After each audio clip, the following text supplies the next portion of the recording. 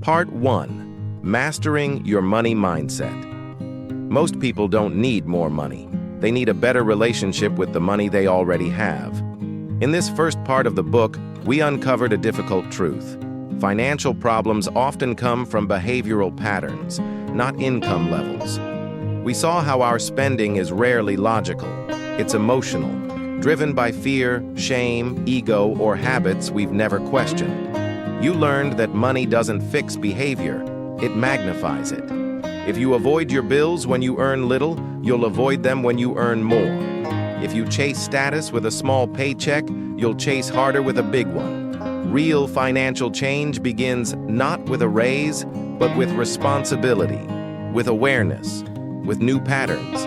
And most importantly, you saw that money isn't the finish line. It's just the vehicle. Freedom is the real goal.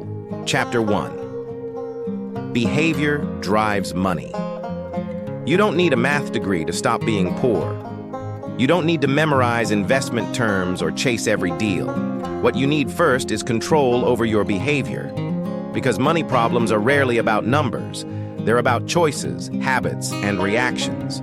For years, Jason blamed his low bank balance on his income. He told himself, if I just made a little more, everything would be fine. So he focused on getting a raise. He switched jobs twice in 3 years. And each time, he earned more. But something strange kept happening. His account stayed empty. His credit card balance kept growing. Even with the bigger paychecks, the money disappeared. Jason's weekends were full of shopping trips. He drove a car he couldn't afford and upgraded his phone every year. Every stress at work turned into an impulse buy. Every celebration became an excuse for dinner out. He thought more money would fix it, but it only made the habits more expensive. Meanwhile, his friend Marcus had a different approach. Marcus didn't earn as much. He worked as a high school teacher and lived modestly. But he had a habit. Every payday, he followed the same routine. He transferred money into savings. He used a simple budget app. He rarely made emotional purchases. When he wanted something big, he planned for it. Jason once asked Marcus, "How do you have money left over every month?" Marcus shrugged. "I just tell it where to go. Every dollar has a job, and I don't spend money to fix emotions." That hit Jason hard. He started to see that the real issue wasn't income. It was behavior. He wasn't poor because he didn't earn enough. He was poor because he let his emotions control his wallet. Eventually, Jason made changes. He stopped trying to out-earn his habits. He started tracking his spending. He gave himself limits and stuck to them. And slowly he saw a difference. He had money left at the end of the month. He felt more in control. He stopped fearing money and started managing it. The turning point wasn't a new job or a bonus. It was a decision. A decision to change his behavior. You can't fix your finances until you fix your habits. Because at the root of every money problem is a behavior pattern. And at the root of every money breakthrough is a behavior change. Behavior drives money. Chapter 2. Face your finances. Most people don't have a money problem. They have an avoidance problem. They don't know how bad things are because they're afraid to look. The bills pile up. The credit card statements go unopened. And the silence grows heavier each month. Avoiding your finances doesn't make the pain go away. It just makes it harder to heal. Jenna used to keep her finances in a mental fog. She paid the minimum on her cards and guessed her bank balance. Whenever she felt anxious, she avoided her budget altogether. Out of sight, out of stress, she joked. But deep down, she knew something was wrong. Then one day, her debit card got declined. Not because of fraud, because she had $2.73 left, and rent was due in 3 days. That night, Jenna finally sat down with a notebook and her laptop. She opened every account, wrote down every balance, and cried. The total was shocking. She owed more than $18,000 in credit card debt. She had no savings, and her spending had been outpacing her income for nearly a year. That moment broke her, but it also freed her. Facing her finances didn't fix them instantly, but it gave her clarity, and clarity is power. She built a spreadsheet, made a plan, cut her spending, and picked up weekend shifts. Every Sunday, she reviewed her progress. The numbers were ugly at first, but they started moving. And with every small win, her confidence grew. In contrast, her friend Kyle refused to look at his bank account, even when bills were overdue, even when he got late fees. He kept saying, "I don't want to deal with it right now." But right now turned into years, until the collectors came calling. And by then, the damage was much harder to reverse. Avoidance feels safe in the short term, but it builds a trap. It steals your power, because you can't change what you refuse to see. Jenna didn't get rich overnight, but she stopped feeling helpless, and that changed everything. She went from scared and ashamed to informed and in control, all because she did one brave thing. She faced her finances. Chapter 3. Every spend is a choice. You say you don't have enough money, but yesterday you spent $9 on coffee, $40 on takeout, and $120 on new shoes. You're not broke. You're just not choosing with intention. Most people think spending is automatic, that once the bills are paid, the rest just goes. But every dollar that leaves your wallet is a decision. And every decision either builds your future or buys your distractions. Tina always felt like she was barely getting by. She made decent money at her job, but her account was always low by the 20th of the month. She blamed rent, the economy, and how everything is expensive now. But she never tracked her spending. She never asked where the money actually went. One weekend, she joined a no-spend challenge with a few friends, just as a game. She opened her banking app for the first time in months. What she saw shocked her. In the last 30 days, she had spent over $600 on food delivery, $300 on online shopping, and another $200 on subscription services she barely used. She wasn't in a financial crisis. She was bleeding from 1,000 small choices. Each one seemed harmless, but together they drained her future. Her friend Layla had a different story. She made about the same income, but every spend had a purpose. Before buying anything, Layla asked, "Will this make my life better, or just distract me from stress?"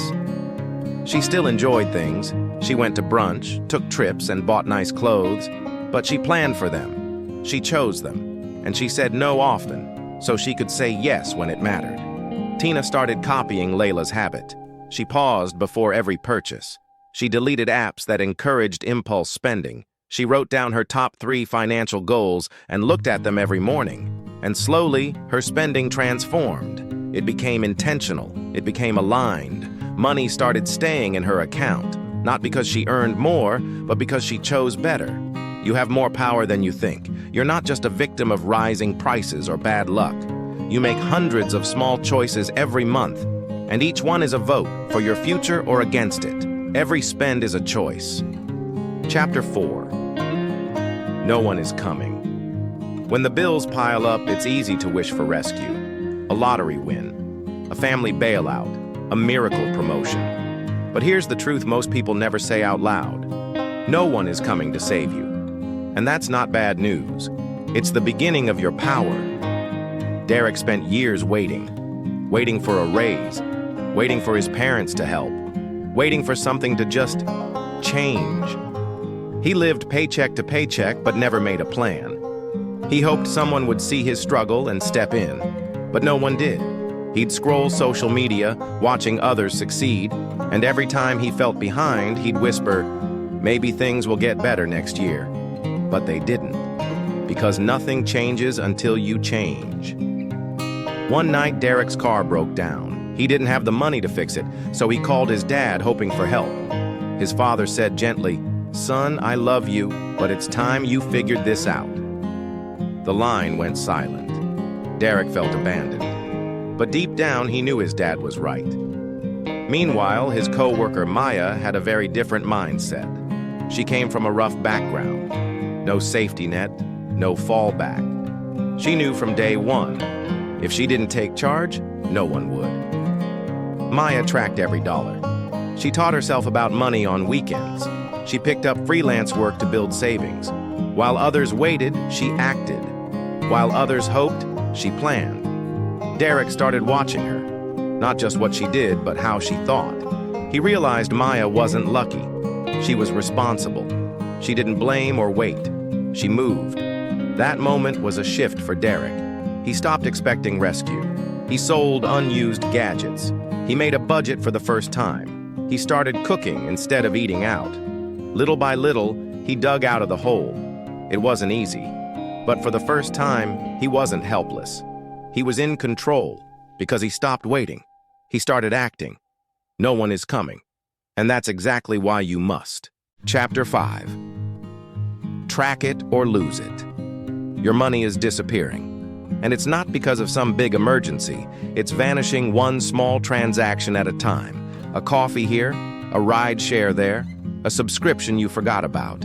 And by the end of the month, you're wondering where it all went.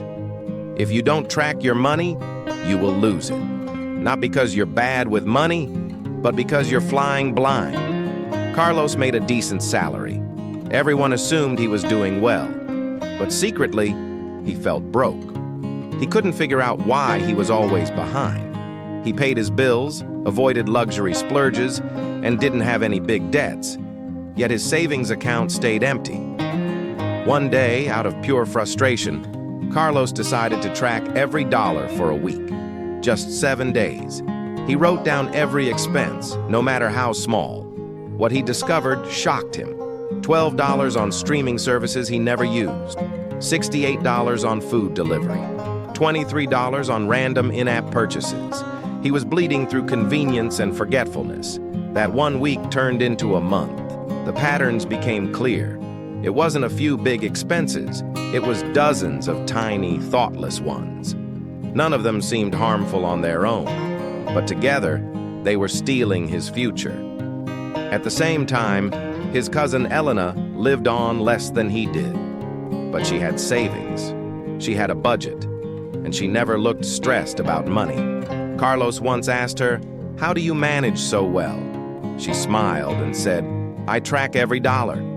If I don't tell my money where to go, it goes wherever it wants." Elena didn't earn more. She just paid attention. Inspired, Carlos made tracking a habit.